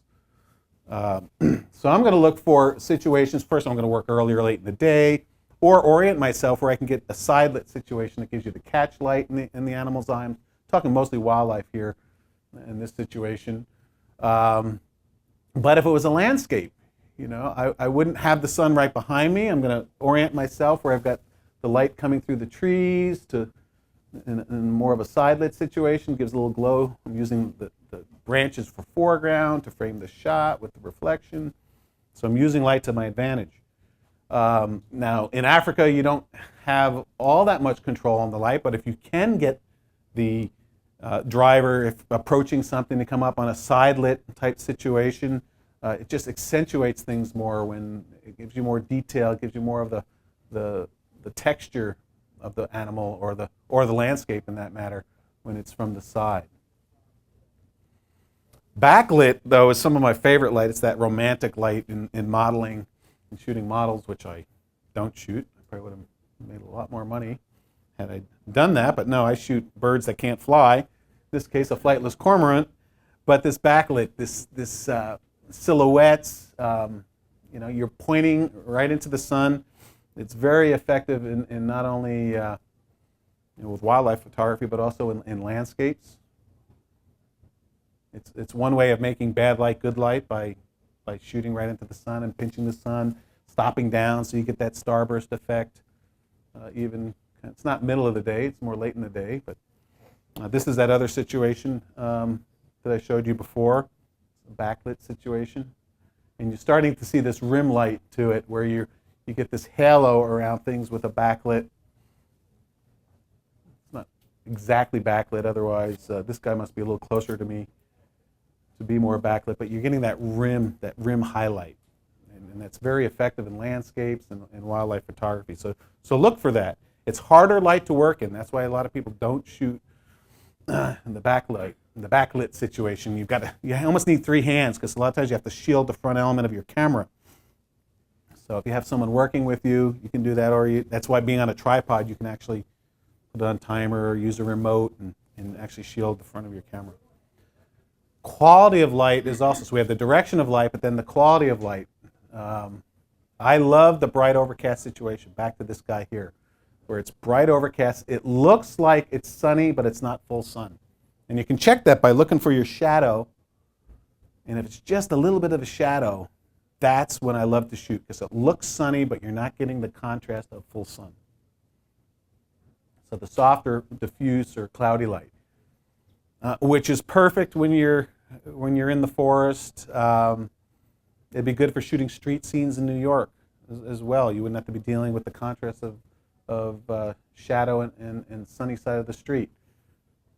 It's great for wildlife and portraits, where it's that bright overcast, or we call it window light as well in model shooting. You're looking for an open window, an open door. That's just having that reflected light come in. And then there's true reflected light, where in this case the clouds are right before or after sunset, and then it's reflecting, and it's reflecting off the water. In the Grand Canyon, when you have a beautiful blue sky, but you're working in the shade, everything kind of goes blue. Here I'm not going to correct for the blue right with my white balance. I'm going to let it stay blue, looking for the reflected light.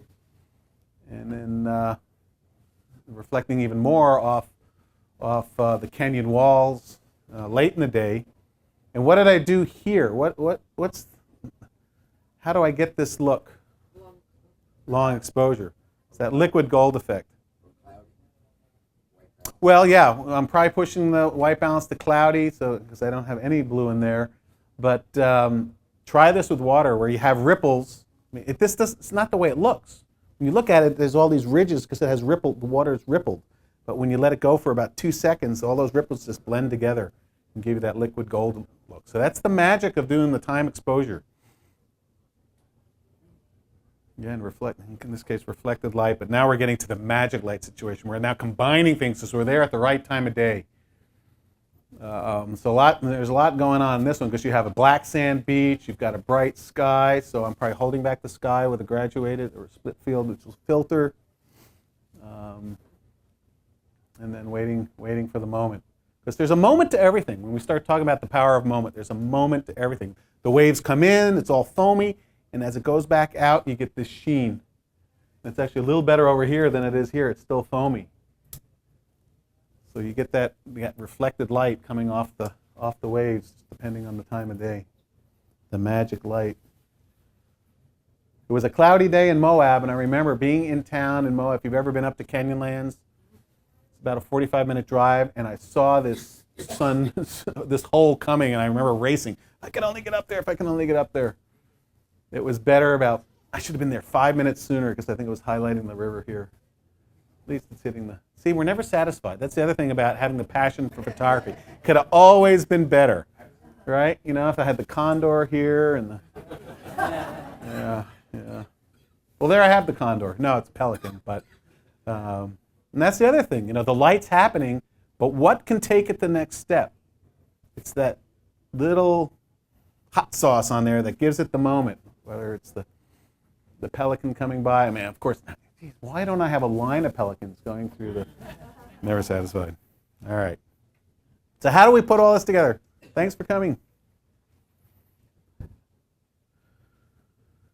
Thinking composition. See, now if you can only think about 5 things at the same time, right? We can do it right and be a photographer. So again, it comes down to practice. Choosing the right lens. Simplifying the frame, as we say. You've heard the rules of composition. I take them as suggestions. And I've got, you have to say, and I actually tried to leave it out of the book. I was going to try to dance around the rule of thirds, and the editor wrote, we need the rule of thirds. Well, I say, well, I sort of talk about it here. No, we need the rule. Okay. And then leading lines. And so we'll just take a few things here. So let's talk about lenses first. Wide angle, medium, telephoto, and then using macro. Wide angle, there's a misconception that we use a wide angle because we want to stand back and get everything, right? And make that postcard look. Flip that around. The reason you want to use wide angle is to get close to something, make it look big, use it as foreground to give depth to an image. So with my 16 to 35 here, it's at 16 millimeters, and this sand dollar here is almost inside the lens. It's so close, right? This is in Baja California, Isla Magdalena, in Magdalena Bay, on a real windy day. I think it had been blowing a while, because you got all these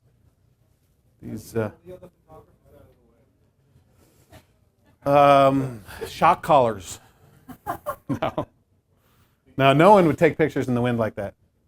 Do you add a circular polarizer to your wide angle lens? I do, and I don't know if I polarize this or not. It looks like it might be polarized a little bit because it's a little darker up in here. Do you recommend that or not? Yeah, well, it depends on what you're shooting. The question is on polarizing filters. Now, it's always circular nowadays, so that autofocus works with the polarizing filter. Plus, it's circular in its physical form to go on your lens, of course. You've got to be careful, though, with wide-angle lenses and polarizing filters because of what it does to the sky. It makes this intense gradient because it works. Polarizing filters work at more of an angle at 90 degrees to the sun. When it has this maximum effect, so you'll see that gradation. So I am probably using it here, but I bet I knocked it back with the Lightroom gradient tool so it didn't look as dark up in that corner. So getting close on things. So here, in the Galapagos, the wing of this pelican getting right up in there. So you actually, when you use a wide angle, get up on something. Get right up on it, okay? So to emphasize that foreground, gives the photo more a feeling of depth. It's also that very intimate point of view when you're closer to something. And then you have more effective depth of field, and if you stop down, you can almost get that infinite depth of field look to your photos. You focus about 1/3 out, approximating the hyperfocal distance, because most of your depth of field when you stop down, or 2/3 of it, is behind your focal plane. All right? And then you've seen this shot. Again, so this shot here, though, is using a, did I miss something, a slide? Oh, no, I'm introducing. So this is more of a medium look, which is the way our eye sees. More of a normal perspective, which is great for framing and layering foreground and background. You can be back from your subject a little bit. It's that more that standard calendar look, that normal perspective. But can also be great, when you think about, we extend this now to your 70 to 200 to being a medium lens. It's a medium telephoto. When you start to extend it, it's very effective for portraits, actually, because a lot of times, when most people don't like lenses right in their face for a portrait. You can stand back, you can blur the background, and the same thing for animals. Make effective portraits. I would rather shoot from here to you so I can blur the background a little bit for an effective portrait with a medium lens than being right up on you with a wide angle. It'd be a different look. I'd be going for a different effect. And then getting to the telephoto side of things. There's an obvious reason for some animals why with a leopard you shoot with a telephoto lens, or the polar bear, right? But it's also very effective for scenics as well because of that, the way it changes perspective, where it makes, obviously, things look larger in the frame, but it gives you that stacking effect of putting form together. I love shooting with longer telephoto lenses in the Grand Canyon, for example, getting the repeating ridges and backlit ridges. And for the same reason we were talking about with the medium lens, that you can soften the background by using a shallow depth of field. The longer lenses inherently have a narrower depth of field. It's good for isolating details, so you can really, and that's the name of the game. If you're out there looking for the masterpieces, do I photograph here, here, here? You can really pick out different details in a scene using your longer lenses. So longer lenses are probably underutilized for more scenic and landscape type situations, just because we don't want to carry the darn thing. But but if you have one of these super zoom point and shoots, use the zoom to isolate details in the scene, and it gives you a safe working distance depending on what you're shooting. Just a few comments on the macro world. Many of your point and shoot cameras, of course, have the flower icon or a macro setting, which allows the lens to focus closely.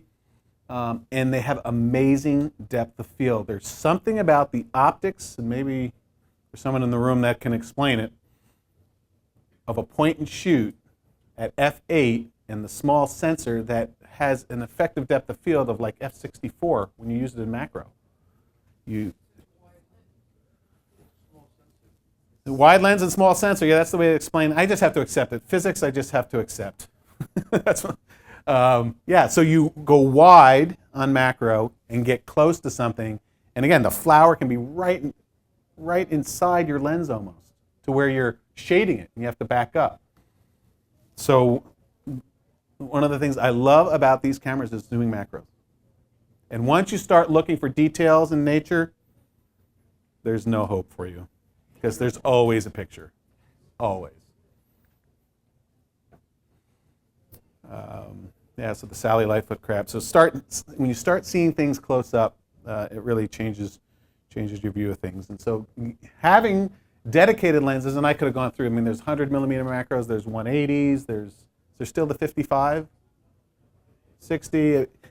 Having the ability to focus closely. You can also use extension tubes. There's different ways of doing it. There's filters, not as good, but there are close focusing filters. Experiment. It's a lot of fun. And you can do some really artistic things. Simplifying the frame.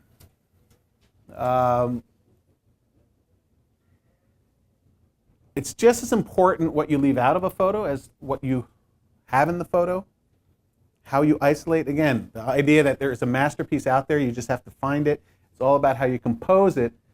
And depending on what you're shooting, the best way to simplify is just to find a clean background. Changing your point of view also can simplify. It'll change the background, but it also changes the whole complexity of the image, especially when you're dealing with wildlife, by getting down to eye-level view. Another way to simplify is just to get closer or to zoom in to fill the frame with something. So we'll just look at a few examples. Same situation, same animal, different background. Day one, first blue-footed booby you see, you take 100 shots. By day two, you're like, okay, you get the results here. It just reads. You can look at it, you can squint at it and see what the animal is. It's not blended into the rocks. So just thinking about backgrounds every now and then. You got the sign coming out of your head or whatever. I could have even stepped back further and shot it with an even shallower depth of field and totally blur the background there. So, but using a shallow depth of field is a way of simplifying. Or just getting down and controlling what the background is. Shooting against the sky, shooting against horizons is a great way to simplify your shots out there in the wild world. These guys are pretty close to the trail. Galapagos is an amazing place because the animals are right there and you have to step around them in many cases. So literally, I'm going to back up. Even though I could shoot these guys with a wide angle, I'm going to back up, use either a medium or a longer lens, and blur the background. So I could control. Even I know I could go closer, and they say, I can't remember what the rules are. I think it's 3 meters, no, 5 meters, 15 feet is about what you could approach. But you watch their behavior. You don't ever want to affect the wildlife you're shooting, even if it's 30 feet away. You don't want to be scaring the animals. You are always better. You always have the best results when wildlife approaches you. So when you're patient, and you kind of get into their realm and their speed of life. Another situation where again, it's day one. You're on the trail. There's the blue-footed booby. I could walk right up to these guys, right? And I'm there, click, click, click. Well, they're doing their dance, but when I get down, I get a totally different view. So it's the difference. I mean, this is all just point of view and how you look at your framing. Do you lay down much on the ground? I do, actually. Getting down is not the problem. It's getting up. But I will. I'll get down and I'll have my. Well, that's true. Yeah, that's right. There you go. Yeah, if depending on the situation and what the substrate is, yes. Yeah. Yeah. Certain places I won't lie down.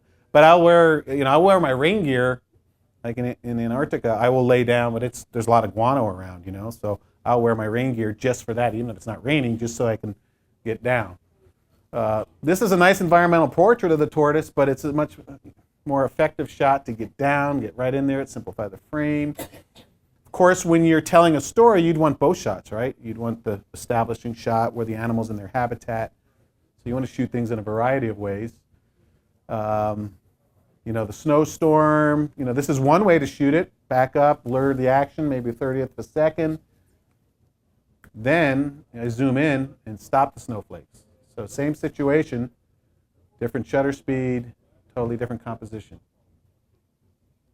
Simplifying the frame. Another great situation, walrus around a zodiac up in the Arctic of Svalbard, Norway.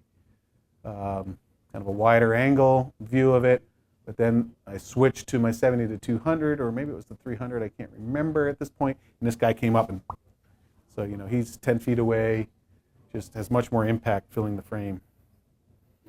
And then when the elephant's charging, just shoot, ask questions later. Same thing for the world's largest fish. It's actually a whale shark. But luckily, whale sharks eat all the plankton. They're not concerned with you. But so filling the frame, great way to simplify things. The suggestion of thirds. There are times, and I'll show you a couple examples where you want to keep things in the center, but avoid the bullseye. Why do most people shoot and put things in the center? It has to do with the technology. Yeah, the focus and everything's, they have the focus point right in the center, so that's where they shoot. You can move that focus point around. Have you ever played with that? You can put it off to the side. So when you're working with a sequence, move that focus point around so that it's not right in the center.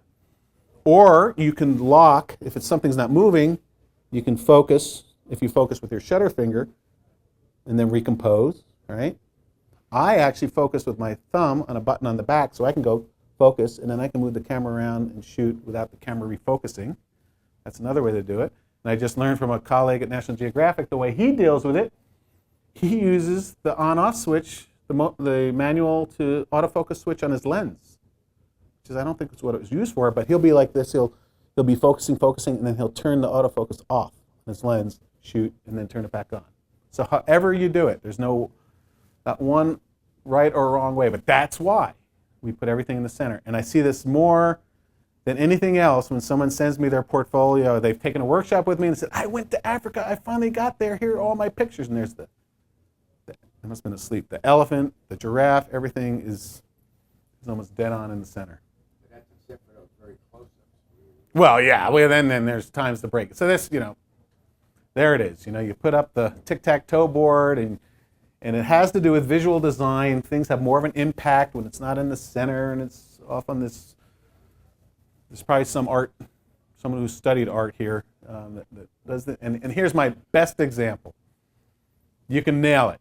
There it is. The whale's there, the horizon's there, but get away from this. That's why it's just a suggestion. Well, if you just think about keeping things off from the center, you'll make a quantum leap in how your compositions come out. And then put it in different places in the frame. I will even bracket, if something's not moving or the polar bear is staying out there, I'll put it up on the upper right, lower right, left, turn it vertical, move it around, because you don't know what the use of that image is going to be. It might be a better vertical for your hallway if you're making prints than a horizontal. So just give yourself lots of choices. When you do put things in the center, it might be when you have combinations. This guy is right in the center. Mom is right in the center, but I've got the bookends there to make it a more dynamic frame. When you have reflections also, things can be right in the center. That mirror image works fine in the middle. Subjective. It's totally, when it comes down to it, it's subjective. When your eyes lead right to something, it can be right in the center. In this case, I'm doing one of these zoom blurs. Have you ever done that? Where you shutter speed and you go, slower shutter speed, and you just zoom out, just playing. I've been in the rain so much that day I had to do something. And then I played with the color balance. I probably pushed it to 8,500 or 9,500 Kelvin when I processed it. And when you have something symmetrical, in this case, your eye's going to go right towards that eye. A Christmas tree, something symmetrical can just go. A flower can even be right in the center. So just know when to break the rules. All right, so we've got a few more minutes here, and so we're coming up now. Well, we still want to talk about foreground, framing elements, leading lines, the classic S-curve. And it has to do with how you frame and how you lead, how you want the viewer's eye to go through your frame. It's always effective to find some kind of framing element. Here I'm playing with a fisheye lens. I don't know if I like it or not. Is that distracting or is it art? You know? You don't have to have things sharp to be framing elements. Just shooting through soft branches can frame, in this case, the little vermilion flycatcher. Diagonal lines, you've seen this picture now with many different examples. It works on a lot of levels. Having diagonal lines, you're giving a third dimension to what's two-dimensional medium, being photography. So looking for leading lines, and so you can have lines in all sorts of different ways, diagonals, patterns, to help lead the eye. In this case, in the sandstone formations in Arizona. 2 S-curves and a circle. In the crazy bujum trees in Baja. These are endemic to the peninsula down there. They grow nowhere else. Just that area of Baja California. There's an S-curve of penguins coming at the frame, right? Can be overdone. I mean, you can shoot cliche. I had one editor once say, I don't want to see another iconic cliche image ever, unless it's the best. So, how do you know? And there you got S-curves going all over the place here. The Colorado River, the Nankoweap view. But we can talk about all this other stuff, light and composition, but it comes down to that third thing that can trump everything else, and that is the power of the moment.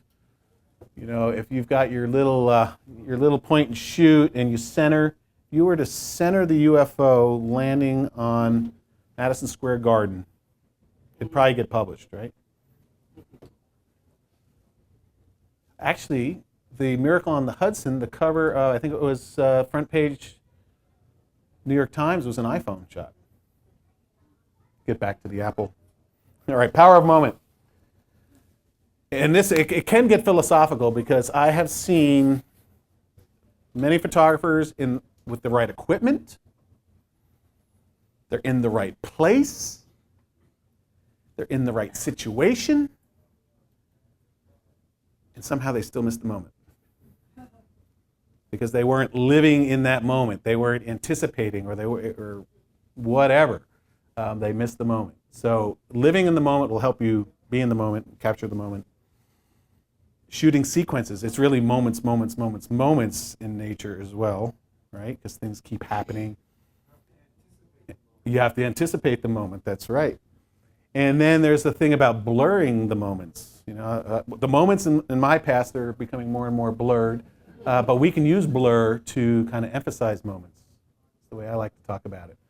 Knowing your subject is going to help you anticipate the action. And then, you know, when are you wasting your time and nothing's going to happen? And when are you spending good use of your time waiting for things to happen? Sometimes you don't know.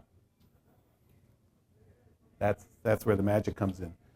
So if we're out watching humpback whales in Alaska and they do this thing called bubble net feeding where they all come up at once to feed, we've got to anticipate that moment. Luckily, if you travel with Lindblad National Geographic, we put you in the right situation, and then we'll interpret the moments, and we'll use a hydrophone, and you'll hear the lead whale going, brrr, and then here they come, and if you're lucky, a gull will be there because they can see down through the water, and they'll tell you where to shoot, where to aim, and then you use your motor drive. So that's a situation. 500th of a second, F8. It's not about the numbers, though. Polar bears. Sometimes when they come up to the edge of the ice, Ira, have you seen this where they come up to the edge of the ice and they go like this? They're testing the edge of the ice to see if it's strong enough to make the leap, tipping you off that they're going to leap. So that helps you anticipate the moment. Breaching whales are tough. Sometimes after they show their fluke, they go down, and they might be on a 20-second cycle and come up, or they might be on a 5-minute cycle and come up. But if there's a pattern or some kind of repetition, if you pay attention to the repetitive behavior, you might get the moment. How many sunsets have you seen in the rearview mirror? You know, sometimes, oh, it's going to happen. No, it's not going to happen. Pack your gear up, and then you see, there it is. So anticipating the moment and being there is everything. So you want to watch for cues, the repetitive behavior. Don't be afraid to blast away. We used to say film is cheap, getting there is expensive now. That whole thing's gone away. And then you want to work that subject. You want to keep shooting it until it's over, you're exhausted, you're out of cards. If it's a good situation, just keep shooting it. So one of the craziest things I've ever done is stand in the middle of a stream with the bears fishing, but they were more interested in the fish, so we're going for those moments. You could see it going, and then it would, and you just keep following it, and you keep shooting. This was in the Zodiac, filled with 8 photographers, and we saw this lava heron, and it looked like it was waiting for a fish, and it did, and you could pre-focus right in here, and then when it went for the fish, we got this great sequence. Right, so it can be a series of moments, and then back to. So I want to encourage you not only to go for that single moment, but especially now with the idea of putting things together in a multimedia project, going in through a series of moments and capturing the sequence. So motor drive. And then blurring the action. We've talked about how you slow the shutter speed down using ISO. So you lower your ISO, stop down, and water will look different depending on the shutter speed. And this one was 2.5 seconds. Just trying to get leaves blowing. I was playing with that one day for motion blur. So giving a little bit more to that moment. I mean, if you freeze everything, it has a different look. Well, obviously it has a different look to it, but it's also the feel of the photos. What is it like that when you're out there in the fall color and the wind's blowing, and then panning with the in this case the antelope, and again another sequence, but you can use motion for the chase, and then you can put it together with a sharp shot. So I'm going from slow shutter speeds coming out in the sun, but I probably readjusted, and now I'm at 2/50th of a second to freeze the action. Then he goes back into the shade, but he's pretty much motionless, eating there, but nice color, 100th of a second. So moment trumps everything.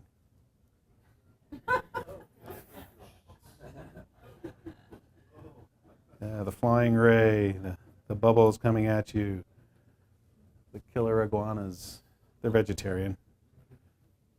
No substitute for cute, so a moment with the sea lions. Yeah, yes. So the final thought I want to leave you with is, in your own photography, is adopting a project. It's one thing to go to the driving range all the time and practice. It's the next thing to go and play 18 holes. And so whatever it is your passion, if you could adopt a project. I happen to be working with some conservation groups right now. And so telling a story with your pictures, thinking about 10 or 12 pictures that you could put together. Whatever trip it is you might take, you want to edit it down to just a few pictures. The best way to become a better photographer, only show your good work, right? Use that delete button. Telling a story, establishing shots, sense of place. You've heard all these things before, but how do you actually put that together? And this is just a little sequence I did for this work I'm doing in Baja California about development issues, looking for an establishing shot. All the signs for the town, the resort, the national park, the conflicts going on down there. A detail, the sign saying what it's all about. The area in question for the development, getting a different point of view, getting up in the air, or do you go under the water? How do you vary that point of view? The place that's at risk, this beautiful beach where sea turtles come in. What the development that's happening nearby? What's the possible outcomes if there's not a different future taken? Spending time there at that, in this case, at the construction site, showing what's happening, how the wildlife are. In this case, the dredge is bringing them food, so they're happy right now, but they're not going to be happy when there's houses and homes in the wetland. Something about the people and the culture. You're shooting the High Line Trail. What kind of people are up there. It's not only about the view; it's also about the people that use it. Showing contrast between the development and the beauty. And then this shot as well, showing the wildness of the place, and then the future generations. So I think we've pretty much used up the time here. Once you get that project, if you can give yourself an assignment, there might be a way to show it locally, libraries, restaurants, partnering with groups. Find the local places to show your work, and that will push you, because now your photography is being used for something, and each one of you in this room could find a project that could make a difference, either locally or in someone's life or in your own life. So I just want to leave you with that. Thank you.